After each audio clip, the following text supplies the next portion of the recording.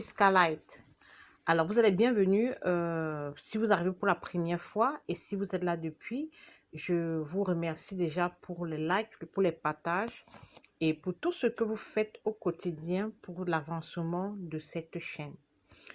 Je me prénomme Ervine Nadège, je suis votre comptable indépendant et sur cette chaîne, je parle de la comptabilité, la fiscalité, la gestion des entreprises, la création de richesses, mais surtout aussi de la comptabilité, je l'ai déjà dit, de la fiscalité. Voilà. Aujourd'hui, je viens avec une nouvelle vidéo intitulée Comprendre les sociétés à responsabilité. Vous êtes donc nombreux à vouloir créer une SA, qu'elle soit unipersonnelle ou pluripersonnelle, et vous posez des questions fondamentales, avec raison. Alors, aujourd'hui, sur Fiscalite, nous vous donnons quelques détails sur ce que c'est qu'une société à responsabilité limitée, tout en espérant qu'à la fin de cette vidéo, vous aurez les réponses à toutes vos questions. Sinon, vous pouvez toujours nous écrire aux adresses qui sont en description ou poser votre question en commentaire. Alors, la réalisation d'un projet d'entreprise peut se faire par le biais de la création d'une SAR. Dans l'espace OADA où nous sommes, puisque je le dis, je suis au Cameroun, donc nous sommes dans l'espace OADA. Le processus de création d'une société à responsabilité limitée est régi par l'acte uniforme sur les sociétés commerciales et groupements d'intérêt économique. La SA est une société dans laquelle les associés ne sont responsables des dettes sociales qu'à concurrence de leurs apports et dont les droits sont représentés par des parts sociales. Elle se caractérise notamment par les points suivants. C'est une société à risque limité. C'est une société hybride ou mixte, car elle comporte à la fois les caractéristiques des sociétés des personnes, il y a l'institut personae, et des sociétés de capitaux. La responsabilité des associés est limitée aux apports. Les associés ne sont pas obligatoirement des commerçants ici. La constitution d'une SA doit remplir deux conditions. Les conditions de fonds, c'est la première condition. Elles sont relatives à l'objet social, aux associés et au capital social. Donc, quand on parle de conditions de fonds, on parle ici de l'objet social, des associés et du capital social. En ce qui concerne l'objet social, le principe de la liberté du commerce et de l'économie implique que toute activité économique peut être constituée sous forme de SAR.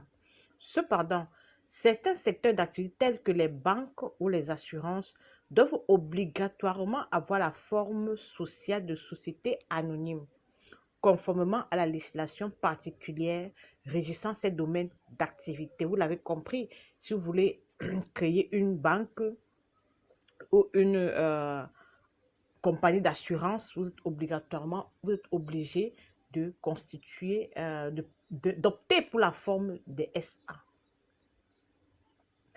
En ce qui concerne les associés, la SA peut être constituée par une seule personne physique ou morale appelée associé, et ceci par le biais d'un acte unilatéral. En sus, elle peut également être formée par deux ou plusieurs personnes physiques ou morales. Dans l'espace OADA, les associés d'une SA peuvent être également des époux.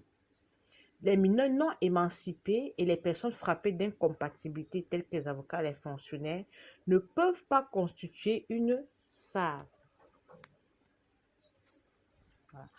En ce qui concerne le capital social est la somme des apports en numéraire ou en nature au moment de la constitution de la société. Son minimum est 2 millions de francs CFA et divisé en parts sociales d'une valeur nominale minimale de 5 000 francs chacune, conformément à l'article 311 de l'acte uniforme précité. Ainsi, les apports peuvent être des apports en numéraire. Les parts sociales doivent être libérées pendant la souscription du capital social, au moins de la moitié de leur valeur nominale, au terme de l'article 311.1 du dit acte uniforme. La libération du surplus intervient en une ou plusieurs fois dans un délai de 2 ans à compter de l'immatriculation de la société au registre du commerce et du crédit mobilier. Le retrait des fonds n'est possible qu'après l'immatriculation de la société au registre du commerce et du crédit. Alors, je m'arrête ici pour apporter une petite précision. Donc, on vous explique que les parts sociales doivent être libérées pendant la souscription du capital social au moins de la moitié de leur valeur nominale. Donc ici, quand on crée une SAR, normalement, les fonds apportés à la constitution doivent être déposés dans un compte bancaire ouvert au nom de la société en création. Voilà. On vous explique donc que cette somme doit être au moins, correspondre au moins à la moitié du capital souscrit. Et cette somme doit être déposée dans un compte bancaire ouvert au nom de la société en création. C'est pourquoi on vous dit que le retrait des fonds n'est possible qu'après l'immatriculation de la société au registre du commerce et du crédit mobilier. Et même dans d'autres banques, pour pouvoir retirer les fonds, vous allez apporter un dossier fiscal complet. Ce n'est que là que le banquier va débloquer les fonds de la société déjà créés à ce moment-là. Mais dans les apports en nature, ils doivent être intégralement libérés lors de la constitution de la société. Ils portent sur des biens mobiliers et immobiliers, corporels ou incorporels. Par exemple, les marques, les brevets d'invention, les fonds de commerce. L'évaluation des apports en nature est effectuée en principe par les associés. Cependant, si la valeur de l'apport excède 5 millions de francs, cette évaluation sera réalisée par un commissaire aux apports. Donc, les apports en nature, c'est normal. Vous ne pouvez pas dire que vous apportez une maison et vous l'apportez à moitié, ou vous l'apportez au un quart. Si vous avez des apports en nature, vous les apportez intégralement au moment de la constitution de la société. Ils doivent figurer dans les statuts. Maintenant, on vous explique donc que normalement, ce sont les associés qui évaluent la valeur de l'apport. Ce n'est pas vous seul qui apportez, qui décidez de dire que vraiment l'immeuble que j'apporte coûte 5 millions ou 10 millions. Vos associés, ensemble, vous évaluez. Normalement, c'est comme ça. Mais quand la valeur de cet apport excède déjà 5 millions, on vous dit que la loi vous dit que cette évaluation doit être faite par un commissaire aux apports. Un commissaire aux apports. Donc, ce commissaire aux apports qui va donc évaluer les biens en nature dont la valeur excède 5 millions de francs et dresser un rapport qui va soumettre aux autres associés. Les autres associés vont apprécier et valider la valeur des apports en nature. Voilà comment ça se passe. C'était les conditions de fonds. Maintenant, on va parler des conditions de fonds. C'était les conditions de fonds plutôt. Maintenant, nous voyons les conditions de forme. La procédure de constitution de la SAR nécessite préalablement la rédaction des statuts et l'accomplissement des formalités de publicité, la rédaction des statuts. Les statuts doivent contenir au moins les mentions suivantes. La forme de la société, sa durée, sa dénomination sociale, son siège social, son objet social, le montant du capital social. En sus, les statuts doivent être établis par acte notarié ou par acte sous seing privé, déposé au rang des minutes du notaire, conformément à l'article 18 du acte uniforme. Nous le savons au Cameroun, nous pouvons créer nos SAR par acte notarié ou par acte sous seing privé.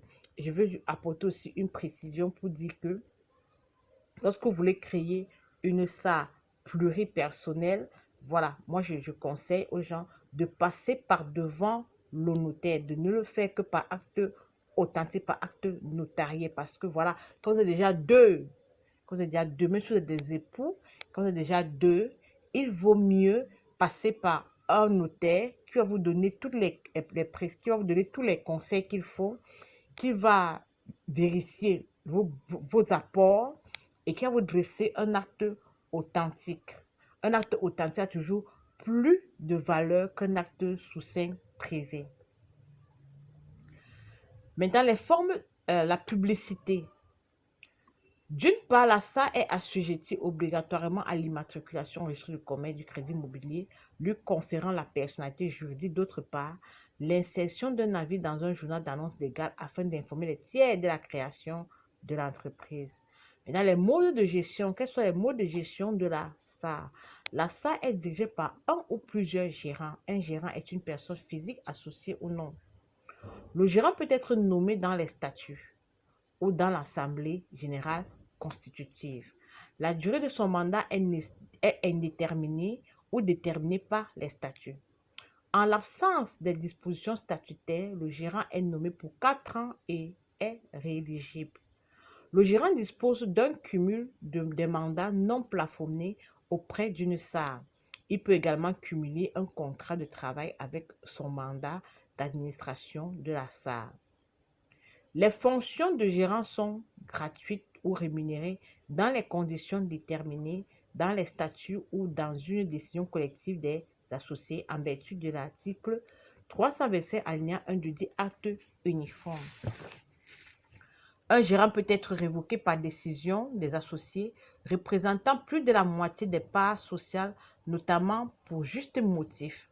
Cette révocation implique le changement du gérant, d'où l'accomplissement des formalités légales suivantes. Registre de commerce mobilier et publication d'un acte dans un journal d'annonce légale afin d'informer les tiers. A contrario, un gérant peut librement démissionner. Toutefois, si la démission est sans juste motif, la société peut demander en justice la réparation du préjudice. Quelles sont les obligations d'une SAR? Alors, la première obligation, c'est la tenue d'une assemblée générale ordinaire annuelle. La SAR a l'obligation de tenir une assemblée générale ordinaire annuelle dans les 6 mois de la clôture de l'exercice devant approuver le rapport de gestion, l'inventaire et les états financiers de synthèse. Néanmoins, le gérant peut demander une prorogation de ce délai à la juridiction compétente, en l'occurrence le tribunal de première instance. Les associés sont convoqués au moins 15 jours avant la date de tenue de l'Assemblée générale, notamment par des moyens modernes de transmission des informations, lettres au porteur, lettres recommandées, courrier électronique, etc., au terme de l'article 338 de l'acte uniforme précité. Pendant cette assemblée générale, les décisions sont adoptées par un ou plusieurs associés représentant plus de la moitié du capital social. Établissement des états financiers de synthèse, c'est une autre obligation des SAR.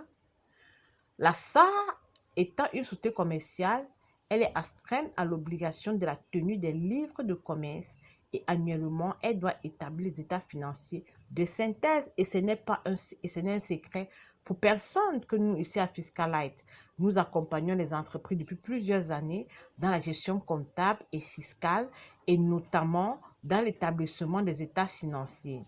Donc, si vous êtes une entreprise, vous avez votre SAR et vous voulez établir vos états financiers, vous pouvez nous contacter aux adresses qui sont en description. Quels sont les avantages de la SAR?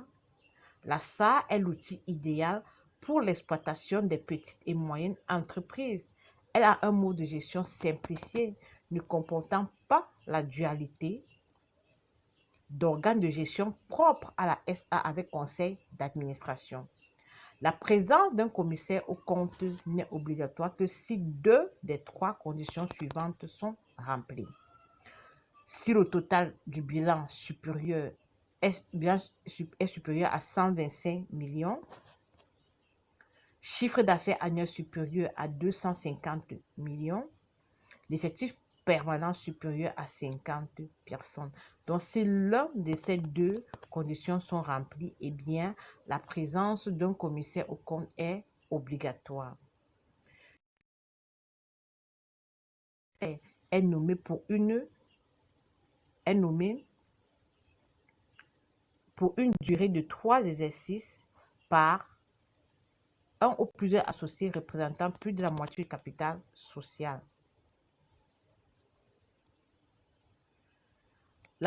Les associés de la SAR n'ont pas obligatoirement la qualité de commerçant. Ainsi, même les mineurs peuvent être associés. Les mineurs sous tutelle, puisque nous avons vu que les mineurs non émancipés participé ne pouvaient pas être associés dans une SAR, mais les mineurs sous tutelle peuvent être associés. En outre, la responsabilité des associés est limitée au montant de leurs apports, d'où il y a une distinction entre le patrimoine de la société et celui de l'associé. Les créanciers d'associés ne peuvent pas poursuivre les associés dans leur patrimoine. C'est donc la structure idéale pour la protection du patrimoine de l'associé. Il y a aussi la souplesse supplémentaire. La SAR comporte une possibilité de libération progressive des parts souscrites en numéraire. Quelques inconvénients de la SAR. La SAR comporte quelques inconvénients. D'abord, elle ne peut pas émettre des valeurs mobilières, d'où elle ne peut pas faire appel au marché financier, ce qui est l'apanage de la SA. Ensuite, la cession des parts sociales est soumise à un formalisme rigoureux, notamment soit par la signification de la société à la société, la signification de la cession à la société par exploit d'huissier ou notification par tout moyen permettant d'établir sa réception effective par le destinataire. L'acceptation de la cession par la société dans un acte authentique. Le dépôt d'un original de l'acte de cession au siège social contre remise par le gérant d'une attestation de ce dépôt. Cette cession n'est opposable au tiers qu'après l'accomplissement d'une des formalités ci-dessus, plus la modification des statuts et la publicité au registre du commerce. En conclusion, donc, la SAR est la structure juridique la plus répandue pour les moyennes entreprises. Elle présente un mode de gestion simplifié, d'où son attrait pour la concrétisation d'un projet d'entreprise. Toutefois, sa constitution doit être faite dans les règles et une grande rigueur devient nécessaire en cas d'apport en nature. La libération progressive de gérance multiple et implique l'assistance d'un professionnel du droit des affaires. En pratique, l'assistance d'un professionnel est conseillé dans tous les cas pour l'économie de temps et la tranquillité d'esprit. Enfin, l'établissement des états de synthèse implique la mise en œuvre des compétences comptables internes et ou externes à l'entreprise. Alors, c'est tout pour cette vidéo. J'espère que vous avez appris quelque chose. Merci d'être resté jusqu'à la fin et à bientôt sur Fiscal Light pour une nouvelle vidéo.